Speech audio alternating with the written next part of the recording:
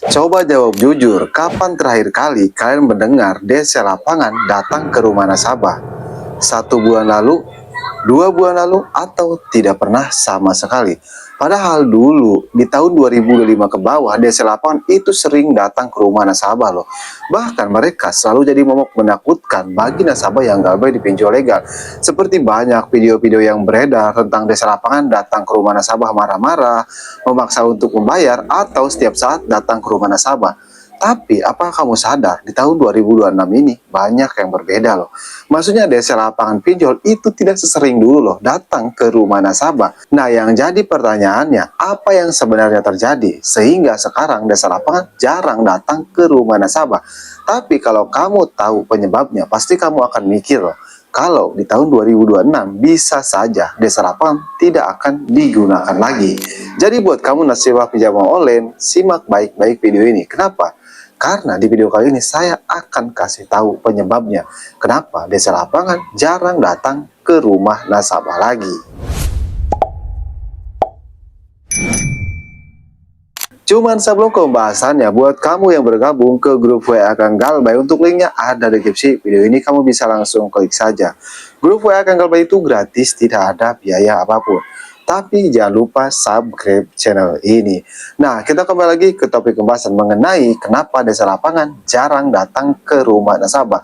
Ya, bisa dibilang ini merupakan kabar gembira kan, apalagi buat kita yang Galbay di pinjol legal kan.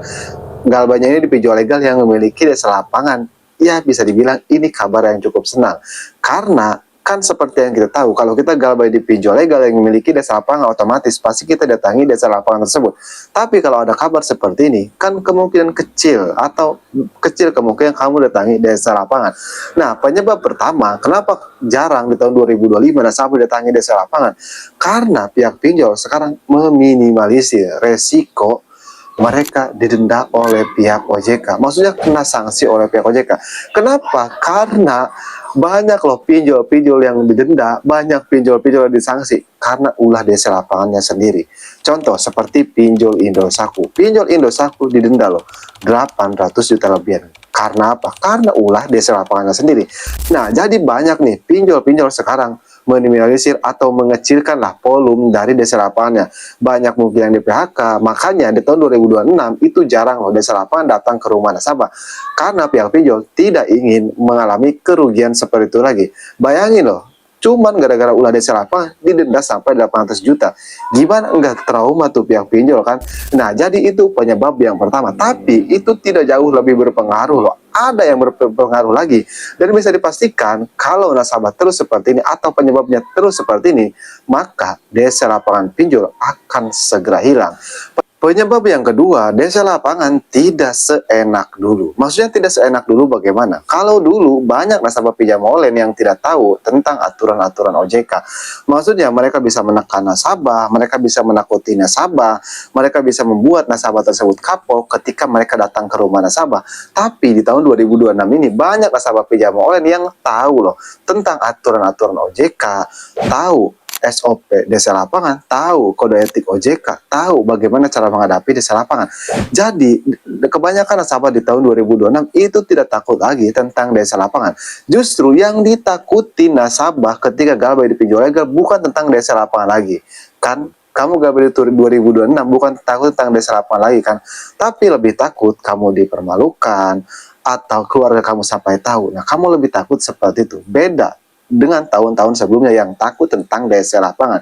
Nah, jadi DC lapangan kehilangan power loh. Makanya kamu jangan heran di tahun 2026 banyak DC pinjol itu lebih sering menggunakan via online. Kenapa? Karena mereka tahu nasabah zaman sekarang itu lebih takut dipermalukan, lebih takut data pribadinya disebar, lebih takut teman-temannya dihubungi daripada DC lapangan datang ke rumah. Nah, kebanyakan nasabah takut seperti itu.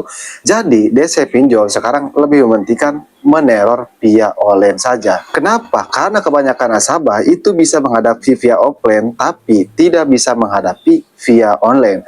Seperti yang kita tahu kan, kebanyakan nasabah itu tidak tahu seperti gimana sih caranya agar DC lapangan atau DC pinjol tidak bisa meneror kota-kota kita, tidak bisa meneror kita lagi. Nah, sebenarnya kan mudah. Kita cukup mengganti kartu AP, mengganti WA, mengganti email, menghapus aplikasinya. Otomatis kan mereka tidak bisa apa-apa lah. Tapi masalahnya tidak semua nasabah tahu akan hal tersebut. Jadi itulah cara DC Pinjol Legal sekarang menekan nasabah yang galbay di pinjol legal, lebih ke menekan mental kita.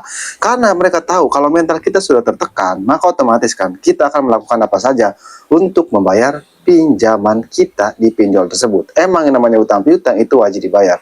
Tapi kalau kadang kita lagi tidak punya uang, seperti ekonomi kita sedang turun drastis, ya mau bagaimana lagi? Karena lebih utamakan kebutuhan keluarga kita, jangan utamakan kebutuhan pinjol.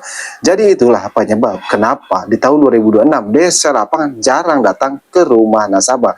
Selain nasabah yang tahu tentang cara menghadapi desa lapangan, mereka juga takut disanksi oleh pihak OJK dan mereka juga lebih mementingkan via teror online. Kenapa? Karena jauh lebih efisien dan lebih murah juga.